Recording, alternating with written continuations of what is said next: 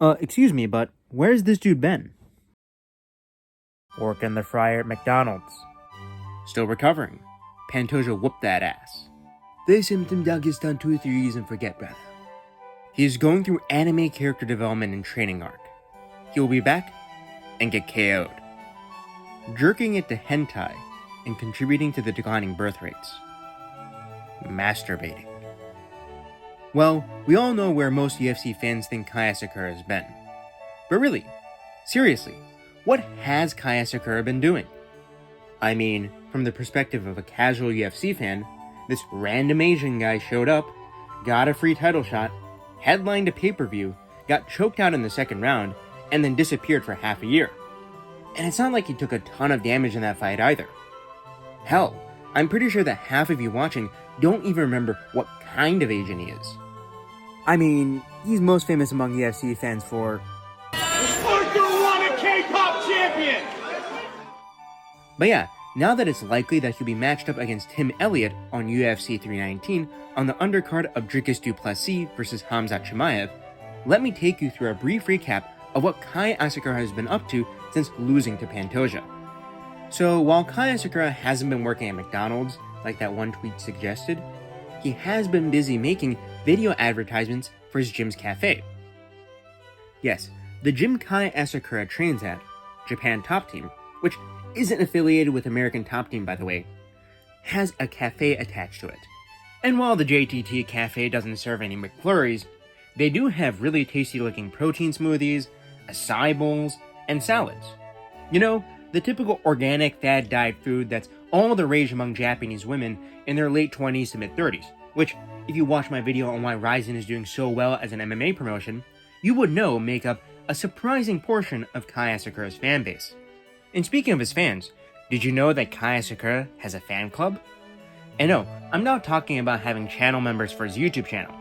And no, it's not even an OnlyFans. Although, I will say, if Kai Asakura did make one, it'd do really well. What I'm talking about is that Kai Asakura has his own app on the Apple App Store just for his fan club. His fan club is called the Waivers, and if you're wondering why they're called that, it's because his name in Japanese means ocean. And you know, an ocean has waves, so they're called waivers. But anyways, this app allows fans to receive private DMs from Kai, watch streams that are for fan club members only, and enter lotteries for Kai Asakura merchandise.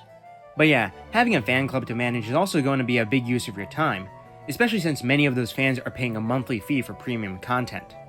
And of course, since Kai Asakura has a big YouTube channel and social media following to manage, he's been busy making content for that as well. Here he is collabing with Chef Rush, whom some of you may know as the former White House chef with huge arms who got called out by Derek from More Plates, More Dates and Greg Doucette for being on steroids, and then accused Greg of being racist. And here he is making an omelet with an ostrich egg.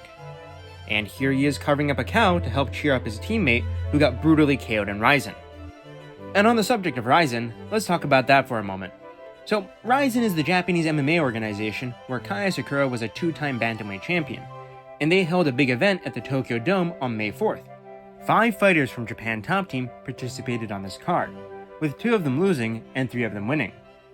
But importantly, Kai Asakura helped his brother Mikuru Asakura, who was fighting on this card, prepare for his fight.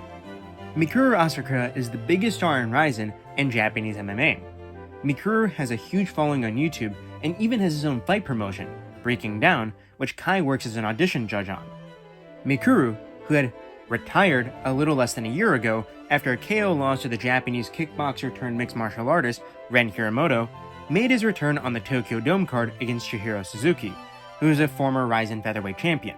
And while there's a whole lot of drama around these 3 guys, ranging from Ren Hiramoto allegedly being on steroids when he KO'd Mikuru, to Chihiro Suzuki being forced to make a quick turnaround to fight Mikuru, I won't get into it all here. The end result of Mikuru Asakura versus Chihiro Suzuki at the Tokyo Dome was Mikuru Asakura winning by doctor stoppage in the 3rd round after cutting open Suzuki's brow. Kai Asakura, who was cornering Mikuru for this bout, was overjoyed for his brother's victory. And I can tell you that the Ryzen management was overjoyed as well, since Mikuru is the guy who gets asses in stadium seats and consistently sells 400k plus pay-per-views. So yeah, Kai was basically helping keep Japanese MMA alive by training with his brother. which is great. And in regards to training, Kai's been doing a bit of that as well. Just a week or so ago, Kai trained with Yuya Wakamatsu, who is the current One Championship flyweight champion. And while this seems to have been a one-off thing, I hope Kai trains more with Wakamatsu more often in the future, since Wakamatsu is probably the second best flyweight outside of the UFC right now, after Muhammad Mokaev. But yeah, with that bout with Tim Elliott coming up, Kai's really going to need to dial it in. And there's one thing I'm a little concerned about as a fan, which is Kai Asakura's wrestling coach, Billy Bigelow, quitting his position at Japan Top Team and returning to America. So Billy Bigelow is a legit wrestling coach who's helped train Merab Dvalishvili and Cody Garbrandt before. But now that he's returning to the States, which was for a combination of professional and personal reasons, Kai's not going to have a wrestling coach when, his next opponent is a grappler. But yeah, I don't know if Kai is going to be doing his training camp for his upcoming fight in Japan or abroad. If he's doing it overseas, which I hope he does, I'm really, really hoping that he goes to train with Merab and Aljo in Las Vegas, since both of them are top-level grapplers and Kai has trained with them before.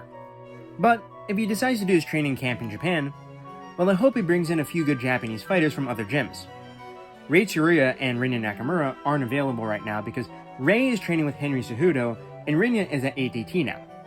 And Tatsuro Taira is a top-ranked contender in Kai's division, so that'll be a no-go. I think some good training partners in Japan for a Tim Elliott fight would be Toshiomi Kazama, who does struggle with striking defense but is pretty good jiu-jitsu, and of course the aforementioned Yuya Wakamatsu. But yeah, if Kai loses his next fight, I'm gonna be brutally honest. I think there's a danger of him getting cut or going back to Rizin voluntarily.